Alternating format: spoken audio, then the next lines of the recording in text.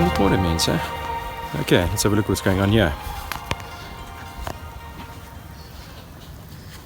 Alright, well, we've got some pretty good growth. You would have just seen in those previous shots that during the week I went and I put down some herbicide. So you can still see a couple of light yellow like areas where the herbicide was spot sprayed. I did do a blanket cover over the entire section, and then I went back and spot sprayed directly on weeds that I could see. And that is all in preparation for autumn and of course winter. So let's talk a bit more about that. Okay, so to give you a recap now, or just an update on what happened in the last week. Tuesday, I noticed the grass was looking quite nice and healthy, so I went and I sprayed it with herbicide, which is my usual post-emergence. It's a good idea to do that kind of thing at the turn of every season, just in case. Then on Thursday, I gave it a mow, and that's why the grass now, for a change, looks longer when I'm showing it to you, as opposed to usually straight after a mow. And then yesterday, Saturday, I went and I put down both the natural Kelp Plus as a drench, and then I went in with the Voema Vegetative as a foliar feed. Yeah, let's talk about that a bit further. Okay, so this is what I put down as Kelp, which is the natural Kelp Plus. It's not just Kelp, as I mentioned in the previous videos, it is also a high quality fish protein. So we are putting good quality amino acids, biostimulation, and naturally that means good root growth as well.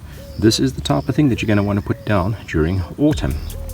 But why during autumn in particular? Well, what happens in the summertime with warm season grasses is that your roots get nice and big and deep, and they grow, you know, where they need to be growing. But then when it comes time to the cooler temperatures, all of that starts to shrink up.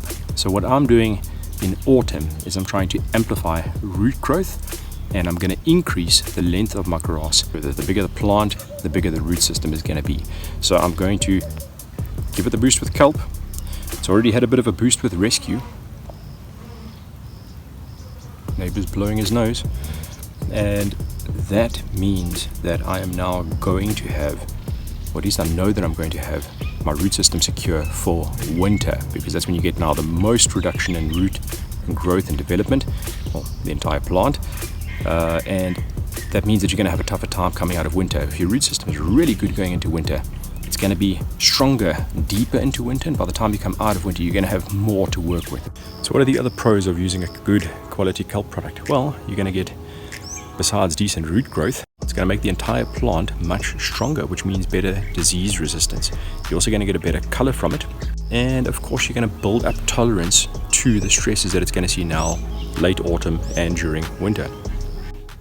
Okay, and then the second product that I put down as a foliar application is Voema Vegetative. I mentioned it in the previous video that I was going to be doing that. This is now a chemical product, so you've got a good whack of your macro ingredients or macronutrients, as well as all the micros. It means that the plant is going to get pretty much all that it needs. It's designed to help you grow grass. Now, I'll put down a heavy dosage of it because I want amplified growth right now, but in general, this ratio 5:1:3 is very good for general lawn maintenance. So what we'll do when the grass is actively growing is we'll just reduce the quantities, maybe even reduce them a lot, and then do a higher frequency, maybe every week or second week. We do little top-ups of this and break it down to the same volume over the season. But yeah, you're going to get a very, very good overall result with this type of product, and the fact that we have already done some soil conditioning, and that was with Rescue, that very, very first sort of start of the process. So putting this into the soil means that I'm feeding the plant with a little bit of NPK and trace elements and ash. Ash is, I mean, it's 270 grams per kilogram on this product, and ash is a carbon source, and carbon is everything.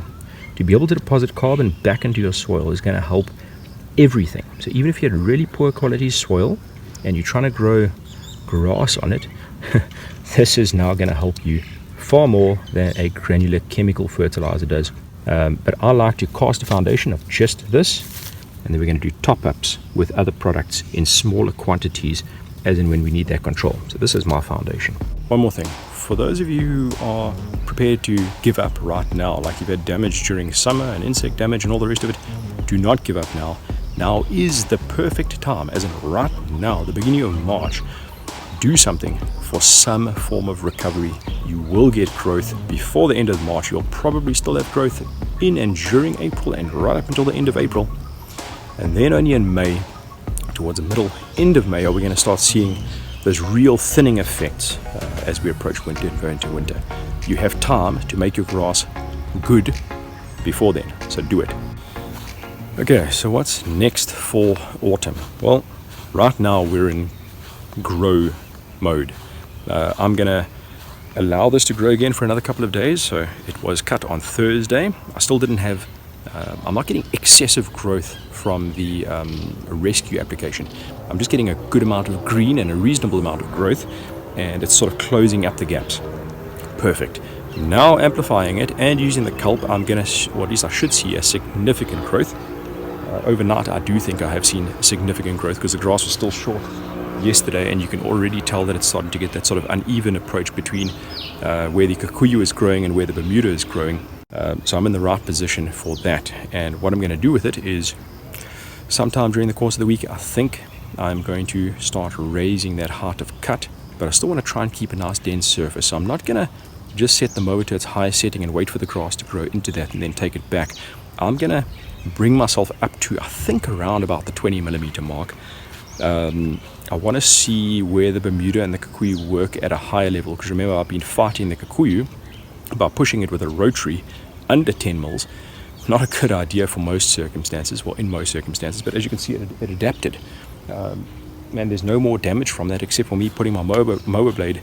I tightened it a bit too much on the other day and it made it cancer just a little bit, so I've cut some skew lines into my lawn. It can also happen with cylinder mowers, so anyway, service your mowers properly. And yeah, so we're going to raise height of cut, try to get that sword nice and thick. I want that turf surface to be as thick as possible so that I know that I've got good root development happening as well, and that the structure is nice and solid. We're going to try and maintain that going right up into winter, and as we approach winter we're going to do a few other little tricks to prepare us for going into winter, and hopefully that'll take us just slightly longer into winter without going dormant, but also, and most importantly, keep the root structure and the grass as strong and as healthy as possible during winter so that we can have an awesome spring. So anyway, that's definitely enough information. Thanks for watching. Please like and subscribe. You're welcome to catch me on Instagram. In fact, I do a lot of question answering and that kind of thing. You can just DM me there if you want to get a hold of me, or jump onto the website and pop me an email, and yeah, we'll chat. Cheers.